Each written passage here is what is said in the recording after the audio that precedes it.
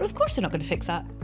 That's not making any money. We're going to fix this. You might want to do something like the business language is a big bet. Yeah. So what is the next big step I should take in my product? Should we be building for a new audience? Should we be building some new aspect of the product? Welcome to She Talks Business. In this episode, we have design leader Jane Austen. With a history of leading digital transformations, Jane has held leadership roles at organizations like Telegraph, Moo & Babylon, and is now the Senior Vice President at Contentsquare. Her most interesting insights come from bridging the gap between good design and great business. She has built product and design teams from the ground up and led large global teams, helping organizations leverage product-led growth. A sought-after speaker, Jane delivers keynotes at major conferences around the world. Hi, Jane. It's really, really nice to meet you and really nice to host you today. Thank you. It's great to be here. I'm going to start right off the bat with one of the statements that I saw on your LinkedIn, which goes, I build products for humans that solve real problems where experience is a differentiator.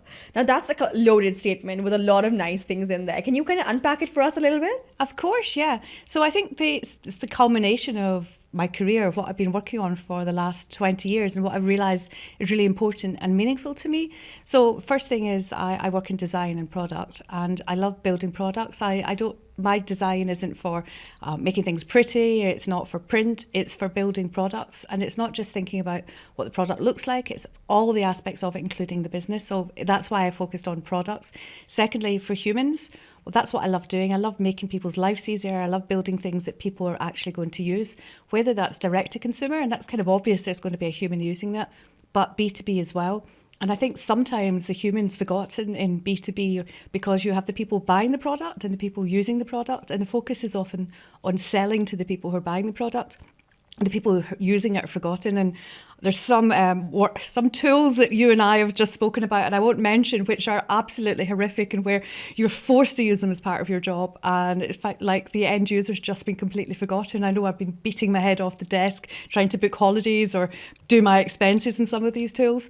So I think it's really important to consider the end user, because actually that's where I think a lot of the B2B companies are going to win. Looking at things like Notion, which was founded by a designer. That's not just a database tool, that's an experience. So I think that's really important to think about the end user, because that is where you're going to differentiate, which takes me to my last statement, that experience is a differentiator. So I think that's really important as well, that thinking about how you're going to use, or people are going to use the product, how it's going to be different to other products, that you're competing on the ease of use and the time to value, and that people really find your product useful to their everyday life. That's the three, if you put those three statements together, that's what I love doing in my career. Yeah, no, and it's so interesting because we all use products every day, whether it's digital or physical, and we don't give much thought to the people who are creating it and keeping us at the focus of it, right? Like people like yourselves. So tell us a little bit about your kind of journey into product design and how you kind of landed there, because it's a really, really interesting kind of field. Oh, yes, it's wonderful. So I'm obviously a bit older. So I did a philosophy degree just right at the start of the internet, which made me, I did a master's in philosophy, which made me almost unemployable. Like, what do you do with a philosophy degree? But actually, you do a lot of things with a philosophy degree, because it teaches you how to think and how to critically evaluate things. And somehow that led me into doing user experience, or thinking about like how were people using the tools. And back in the day, that was like when everything was so new, you could spend days designing a checkout flow, because a checkout flow didn't exist. Obviously now everything has a checkout flow, and you're thinking even more deeply about the purpose of products. But back then it was like more like usability. Yeah. And then I think I've kind of grown up with the internet. My career's grown up with the internet. So as things have got more complex, I've started doing more complex things. As tools have got more complex, I've started using them and started to understand. I mentioned earlier that experience is a differentiator. So you don't need to spend a lot of time reimagining a checkout flow. That's work's already been done. But you can spend a lot of time thinking about how you can make something complex really easy, or give people time to value. If they're spending money on something, getting that value to them much more quickly, or using digital tools for behavioural change. Yeah. So as I said, I think I've grown up with the internet, and my career's grown with the internet, and the complexity has grown. So that's my journey, is kind of you mapped to the way that products design and products, exactly, the evolution. I want to talk to you a little bit about the company that you work at, Contentsquare. Can you tell us a little bit about what they do, how you ended up there, and why Contentsquare is the company for you at this time? Yeah, I love Contentsquare. I've been there. Yesterday was my first month anniversary. I've been there a month. Oh, sweet. I'm so excited to be there. The reason there's lots of reasons why I think it's the company for me, but one of them is going through that sort of transformation to being more customer centric, which is something I love. They're already very customer centric, but they want to take it to the next level and focus on ease of use. And that's really, really exciting. The other thing is that the Contentsquare is basically a tool that allows marketers, product people, designers, tech people to understand how people are using their product and make it as great an experience as possible. So this is a tool that enables other people to make great experiences. Like, what better thing to work on? And can you give us an example of what you mean by that? So you can put Contentsquare on your website, and you can see maybe something's broken on it and that you didn't realise and it was driving people crazy, so you could fix that. That might also be costing money. Or you can see that maybe you have something that looks like it's clickable, but it's not, and it's really confusing people. So there's sort of interface changes you can make. You can understand how people move through your products. So you might see that there's like journeys that you hadn't anticipated where you were losing people that you could optimize. You're able to see session replays to see what people are actually doing and understand sort of the why behind the what, and then improve the product from that. You can run sort of experiments and see how people are reacting to it. You can do surveys and voice of the customer. You can see multi-sessions, so people they might come to your product over several days and then buy, so that you can see this whole spectrum of what's happening on your product and use that to make really informed decisions about the end user experience. It's so exciting. Yeah, and it's where the data is, isn't it? Yes. It gives you the data that leads you to make the right decision in changing your product. Yeah. And I mean, it's interesting you say that, because for when you started off in this career, it wasn't a normal kind of everyday career that people used to have, right? And you said you grew up with the internet. So I feel like, has it been a very steep learning curve? Because we've gone from the advent of the web and the internet to Web3, AI, like we've gone the whole spectrum in your lifetime. Yes. And I feel like you are of that generation, which is basically just seen a lot more than any other generation has seen. Like that change, some generations are going to grow up with like technology as just, it's a language for them. It's normal. That's true. Yeah. So I sort of came into adulthood just as the internet was becoming really, really important. So I was probably one of the last generations that didn't have access to a phone, didn't have, I remember going to music festivals and there was no way we could meet up with each other. So you'd have to agree a bit and say, we'll see you there on the hour, and then just go and try and find each other. Or when you were meeting people or navigating, having no digital tools made it so difficult. I remember going to India and trying to navigate with a guidebook. Oh, wow. But so I've seen that change from completely offline to that blend of online and offline, whereas my daughter has basically grown up with fully digital. So I think it's been quite an interesting time to be alive. So for me, the complexity, because I became an adult as the internet was growing, the complexity grew with me, but I can see people from older generations really, really struggling, which I think is really bad. You can see, and I'm going off on a slight tangent here, but it's something I'm quite passionate about.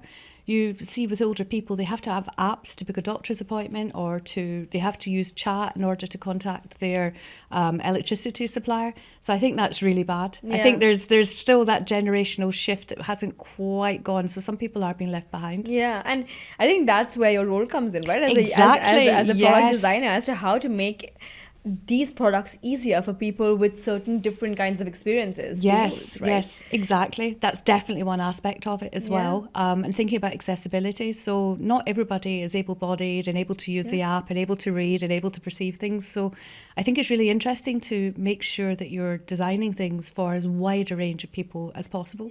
There was like one piece of advice. Yes. That you wish you had gotten as your younger self in the product space, or that you could give someone who's aspiring to be a product designer. Based on your experience, what would it be? So I think that as product designers, we don't get told enough about the business. I've done an MBA and it just made me a much better designer. So I'm not so much on the craft anymore. I'm more about the strategy. So I suppose it also depends where you want to take your career. But if you want to sort of move into more into leadership and strategy, I think it's really important to understand how businesses work and how organisations work and why this design might be better than this and why part of the design you're not going to compete there. It's not a differentiator. You might just have to let that bit of the design not be great. And you might have to focus your attention on another aspect of the product because that's where you're competing. And I know that and also I've seen it with lots of colleagues, would be so frustrated and saying to people like, why can't we get this fixed? I've seen so many people struggling with this in research. Why is this still so bad? But now I've done my MBA, now I'm a bit older and I really understand how businesses operate. I'm like, well, of course they're not going to fix that. That's not making any money. We're going to fix this. Yeah. And it stopped me being stressed and anxious. And it also helps me to talk about what I'm doing through the lens of the end impact, not just for the user, but for the business. Yeah. And that's made me a lot more credible as a designer. Yeah. So my advice would be that design is not about decoration. Design is about basically the surface of technology, strategy and business, and it's the surface layer on top.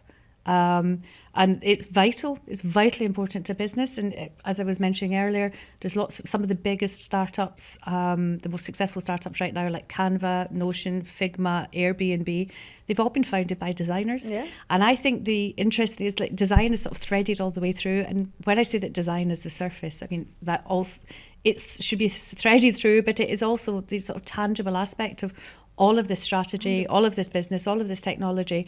And design is what makes it tangible and connects it to the end user. So I think it's really important to know that design, because it's bringing together technology, business, humans, your job is to understand all of this so you can surface it in the best way for the end user, then to make money for the business. And I think design is a business driver. It's a strategic driver, and designers should know this and be able to talk about it in a way that then it's recognised.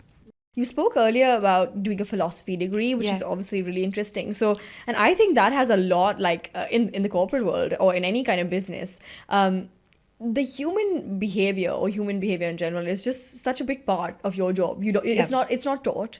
You can't learn it. It's very inherent. You have to learn on the job. Being a product designer, what would you say are top human aspects or behaviors that you've seen come to play when designing a product, for both internally in terms of an organization, but also externally for the customer?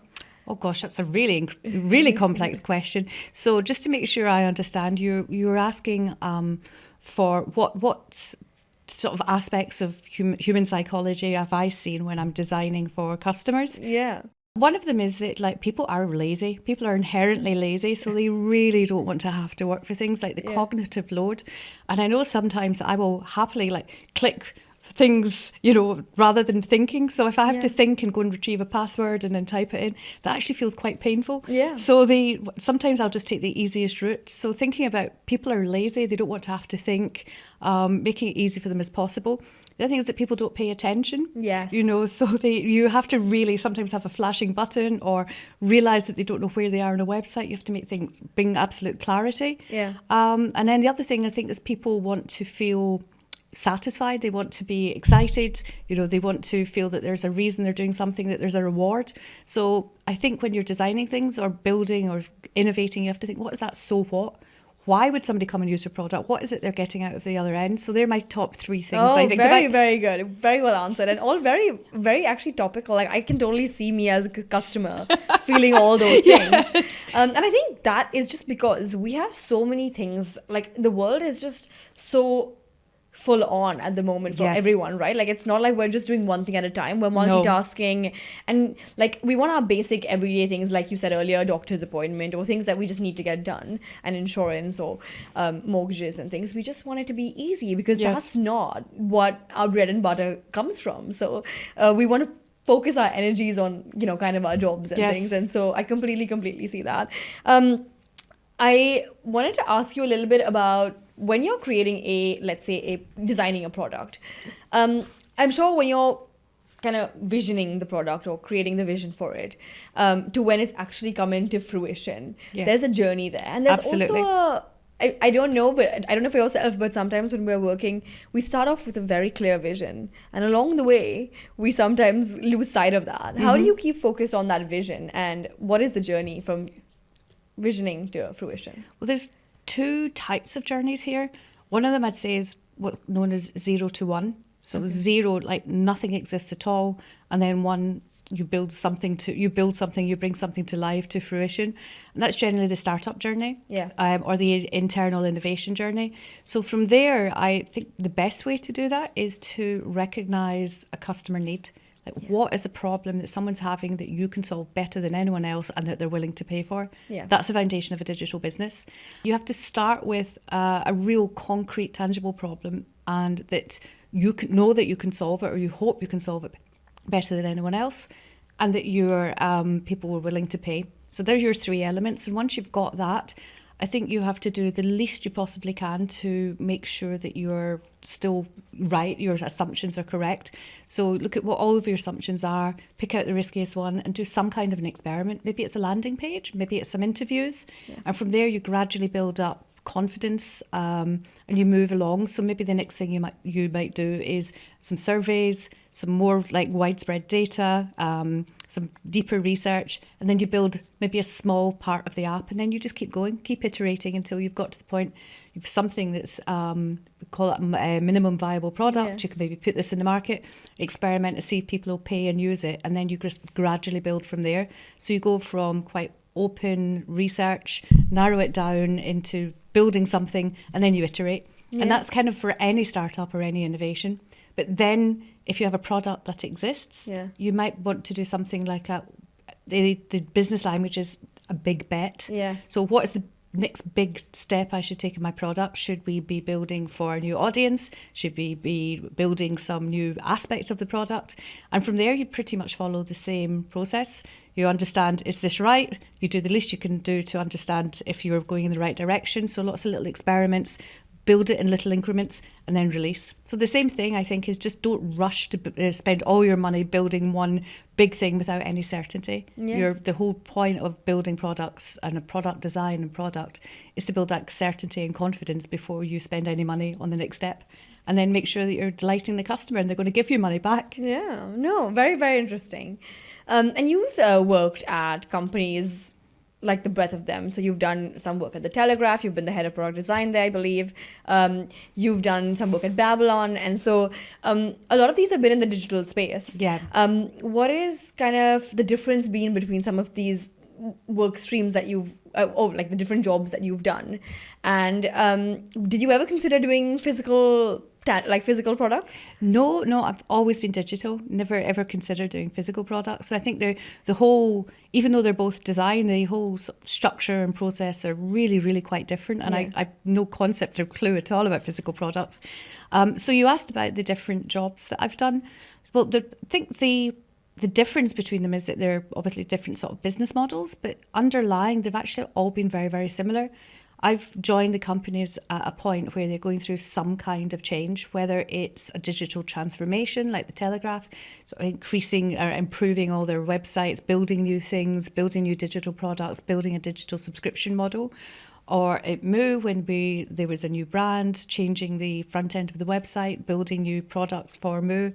Babylon took that from being quite a simple app where you would book appointments, and there was obviously a fantastic AI tool, to a really complex ecosystem where you could track your health, you could get physical appointments, you could get prescriptions.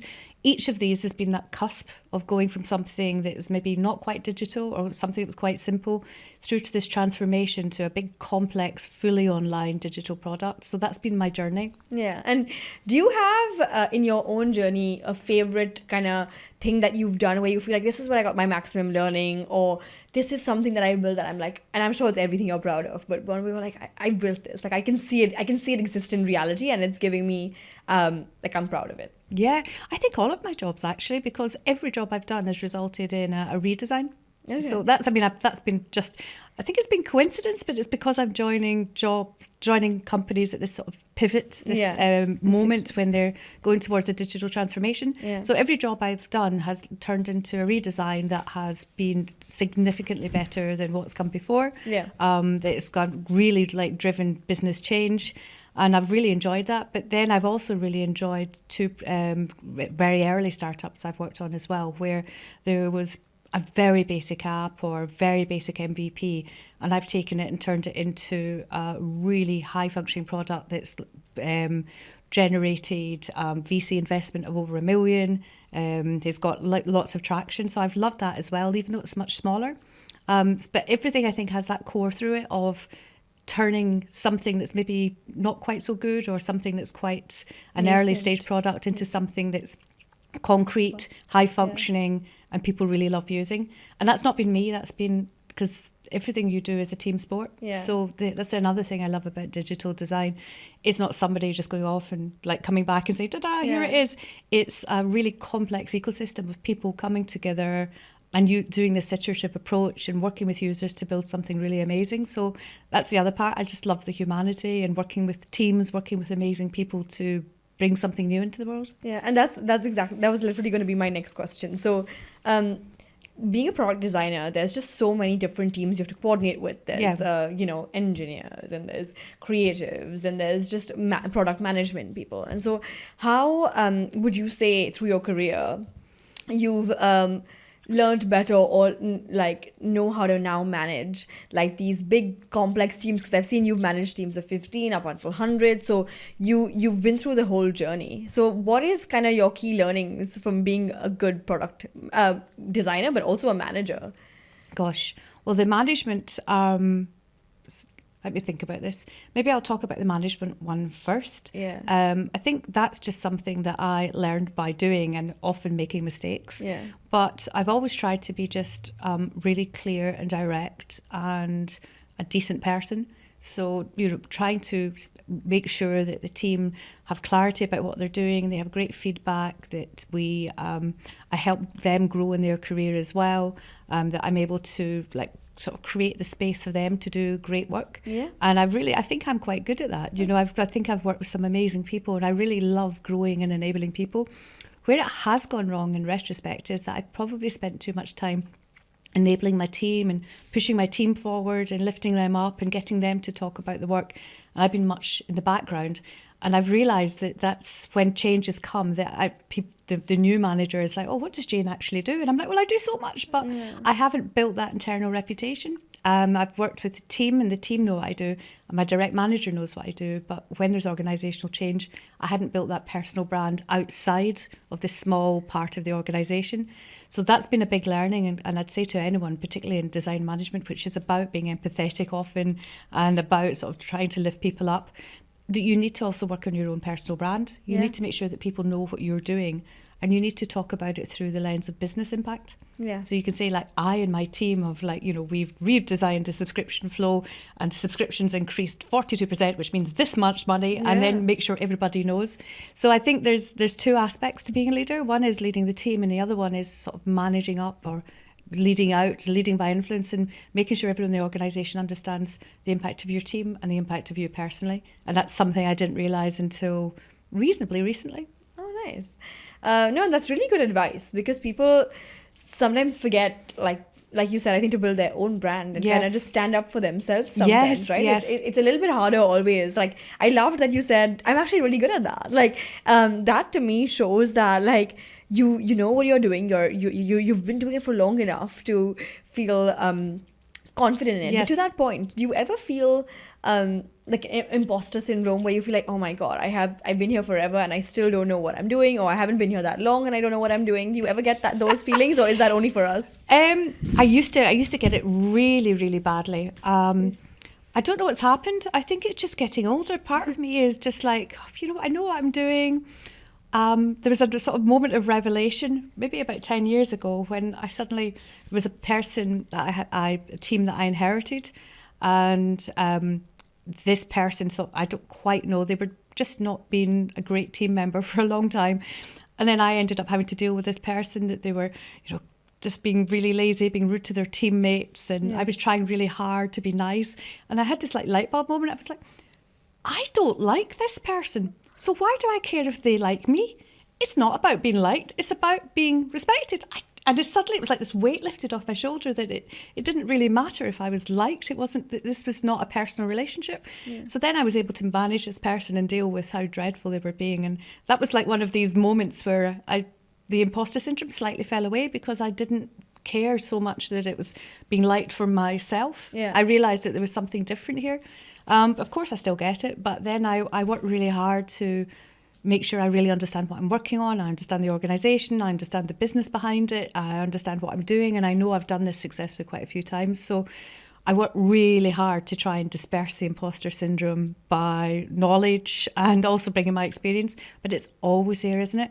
I don't know if it's a female thing or just a human thing, but confidence is so important, and it's really, it can get knocked quite easily sometimes, can't it? Yeah, I think it's just about knowing your worth and knowing that. I think for me the big thing was realizing that not everyone knows 100% what they're doing. No. So I think when I was younger, like with my family, with my parents, with my work, like with the work environment that I was in university or even in the corporate world, I always thought everybody else knows exactly what they're doing and I don't, and that was the problem. But now I've realized actually a lot of people don't know what they're doing and everyone's figuring it out. Yes. Like it's so true. The whole process is not like foolproof. Like everybody is just working along the way. And tell us, so you've now moved to Contentsquare. You're really enjoying it. Yes. What are you most excited about in terms of the way you explained it? It sounds like it's a really great product. It is. It really is. Yeah. So is your role to make it better? Are you going to change something? Maybe you're not allowed to say, I don't know. But is there what is the thing that's really driving you there? The sort of leadership team really want to have ease of use as a key aspect to the product. It's super complex. So this vision, I think, is to make it easier to use, to get faster time to value, to make it almost bring that consumer mindset to B2B, to think about how can we make this a really seamless, enjoyable experience where people can get value from it really, really quickly and then make really great decisions from it. So it's a really, really powerful tool, but it's complex. I think putting that layer of ease and simplicity on the top of this incredibly powerful tool, it's an amazing challenge. So I'm really excited. That's probably one of the things I'm most excited about. And then the culture is fabulous. Just everyone's so nice and supportive and friendly. So to be able to work on this incredibly challenging thing, but with a supportive team, it's brilliant. Yeah, it doesn't happen every day. So I'm super excited. No, that sounds really nice. We speak about ease in products. Yeah. And one thing I think that brings about that ease in some ways is the advent of emerging technologies, right? Oh, yes, we've seen the advent of AI and Web3 and the whole lot of it. How do you think that has changed the way people interact with products? And what do you think the future looks like? So I think right now we're this kind of, if AI is this tool, and for some people it's a solution in search of a problem. There's all AIs like Web3 as well. So but I think that AI's probably got a much more practical application than a lot of Web3 technologies like crypto and, oh gosh, that's another thing, like blockchain for pet services I remember seeing. And I was like, what? What does that even mean? Yes, exactly. So that's why I always talk about, solve real problems. I don't know what blockchain for pet services meant. And this was a startup I saw. So, but I think AI really does have a practical application, because you mentioned earlier that there's so much competing for our attention, there's so much data, there's so much going on, there's so much to kind of parse and understand. And where I don't think AI is it's often not very creative, it's kind of a rehash of other people's creativity. And I don't see much excitement and newness happening there. But what I think it is incredible for is taking all this complexity and putting a layer on it that is practical and simple and surfaces the things you need to know and helps parse all of this data and all of these things happening, almost like an assistant that helps you understand what's going on in the world. Yeah. So that I think is super exciting. I really can't wait to see the application of how AI can bring together all of these data sources, all of these things happening in your life, and support you to just make your life a little bit easier, to make decisions easier, to connect with other people more easily. So I'm really excited about how AI is going to be a layer on top of the internet, almost on top of all this data, that is like a human support agent. And it comes and synthesizes it for us, Yes. isn't it?